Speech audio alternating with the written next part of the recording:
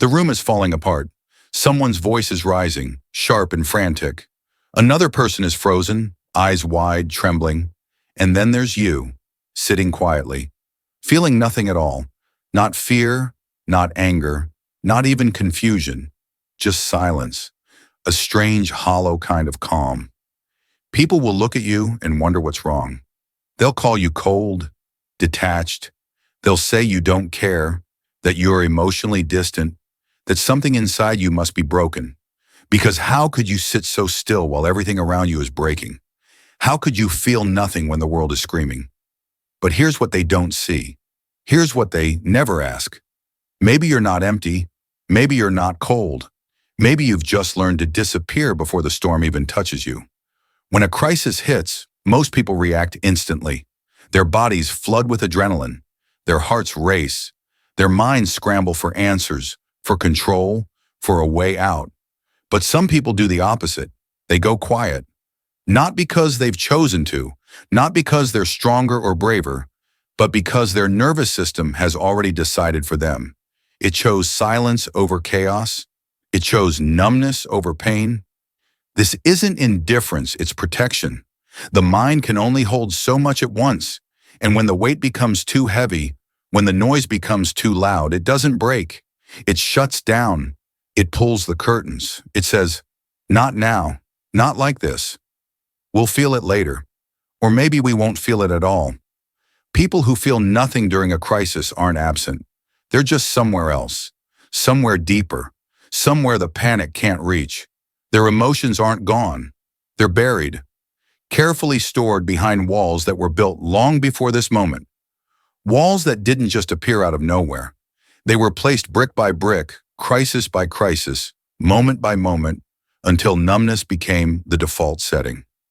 And the strangest part? It looks like calm. It looks like strength. From the outside, you seem like the one who has it all together, the one who doesn't fall apart, the one everyone leans on when things get bad. But inside, there's nothing, just a quiet kind of emptiness, a space where feelings used to be. Some people have felt so much, so deeply for so long that their body learned to stop processing it altogether. Because what happens when you feel everything at once? You drown. So instead, you feel nothing. And the mind calls that survival. This is not a flaw. It's not a sign that you're broken or inhuman or damaged beyond repair. It's the opposite. It's proof that your body is doing exactly what it was designed to do. Protect you, keep you alive, keep you standing when standing shouldn't be possible. But the world doesn't see it that way. The world expects tears, it expects visible emotion, it expects you to react in a way that makes sense to everyone else.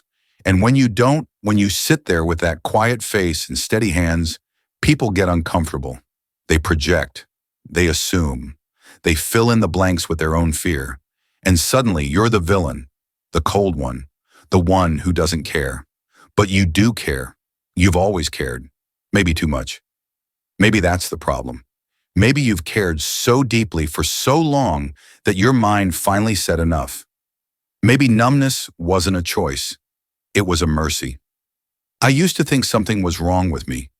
I used to wonder why I couldn't cry when I was supposed to, why I couldn't panic when everyone else was panicking, why I felt so far away from my own life, like I was watching it through glass.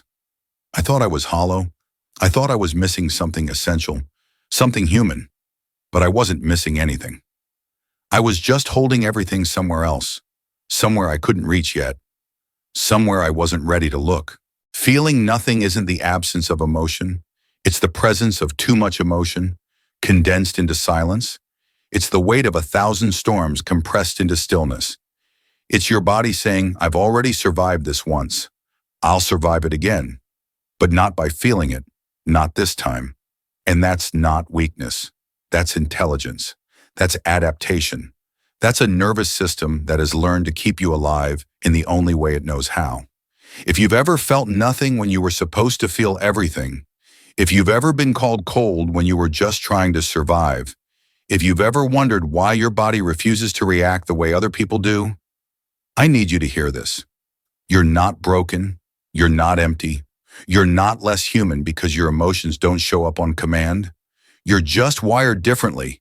You've been through things that rewired you, and your body remembers even when your mind forgets.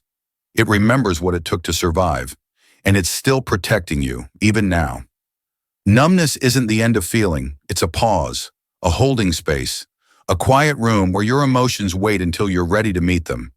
And maybe you're not ready yet. Maybe you won't be for a long time. And that's okay. You don't owe anyone your breakdown. You don't owe anyone your tears. You're allowed to feel nothing. You're allowed to be still. You're allowed to survive in whatever way keeps you whole. And maybe one day, the numbness will lift.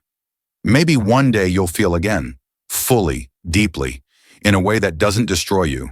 But until then, you're not lost. You're not gone. You're just somewhere quiet, somewhere safe, somewhere only you can reach. And that's enough.